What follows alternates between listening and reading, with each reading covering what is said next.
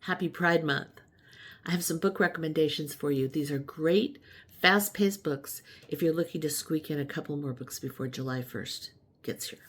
Because, of course, June is Pride Month. Even though we should be reading books that celebrate Pride all year long, because diversity is, of course, our superpower. It's our strength, and it's what makes us America. Now, first up is one of my all-time favorite series, and there are 4 books in the series so far by Joshua Moehling, who's just a delightful guy. I've been on a couple of Zooms with him, and he has a great sense of humor. This is the most recent book, Beneath a Broken Sky. Isn't that a great cover? This involves Ben Packard, who is a sheriff's deputy, and he moves from Minneapolis to a very small town in Minnesota. And as Josh puts it, he thinks he has a secret, but everybody knows. You really need to start at the beginning, the very first book, and There He Kept Her. And then you need to read them in order. If you really want to get to know Ben, if you want to go on a journey with him of not only solving cases, but an emotional journey, healing from a relationship that he had before he came to live in this little town with all these wonderful neighbors and friends that he's made. And also, if you want to understand his history with the state of Minnesota and with this particular area and another crime that he's trying to solve that's very, very personal to him. So the first book is And There He Kept Her. Then it's Where the Dead Sleep. And then A Long Time Gone, which reveals secrets that he came to town to figure out. And the newest one, Beneath a Broken Sky. All are excellent. You will love them.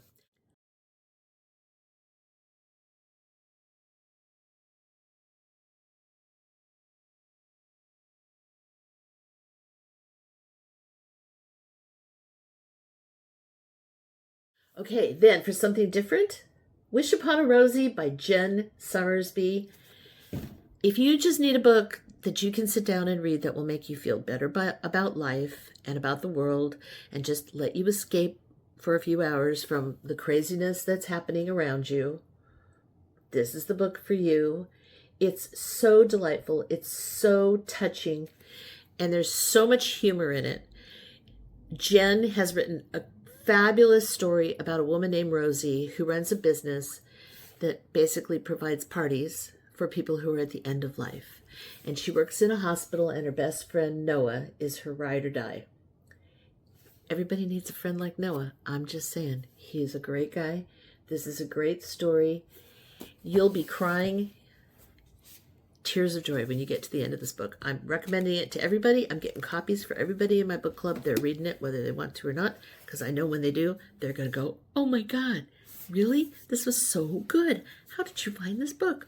Well, I found this book from Alanna Grace, who does book reviews here on Instagram, has a huge following. And one day she was carrying on about the book, and I went, well, I got to go get it. So there you go. And watch my chat that I did with Jen. She's delightful. Now, this is something totally different. World War II historical fiction, The Lilac People by Milo Todd. It just won a Lambda Award, and it is so beautifully written and impeccably researched. It took him a long time to write this book because the research was painstaking, and a lot of the information was difficult for him to come by. But it's so worth it. It's set in 1932. That's when the story opens, in Germany.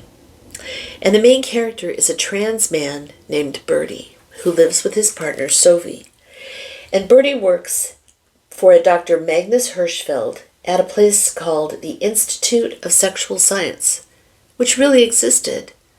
I had no idea. This is yet another case of historical fiction bringing me lessons that I never got in my history classes in school. And that's all I'm going to tell you about the book, because now that you know the place and you know the time, you could probably figure out the difficulties that are coming. And it's worth reading, not just to learn, but to take these characters into your heart, which I know you will. They're unforgettable. And the Americans don't come off too well in this book. That's all I'm going to say about it. Now this, and then something totally different again, magical realism. I'm telling you, I picked this book up. I just read the synopsis and went, okay, the cover really caught my attention. I had not read anything by Edward Underhill previously. I could not put it down. It is the most charming, delightful story.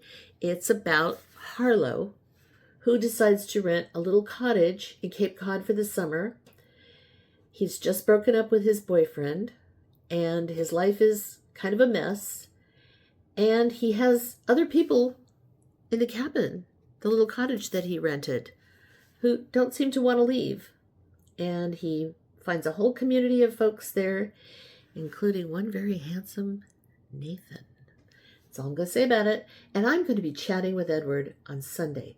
You might want to tune in because I have lots of questions to ask him about where he got the idea for this book. I mean, I think there's just magic involved sometimes in novels. I think there's just some kind of magic that guides writers' fingers and these beautiful stories come out. And that must have been the case with actually all of these books.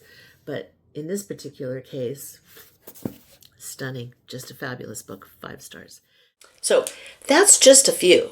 There are so many more books that you can read to celebrate Pride.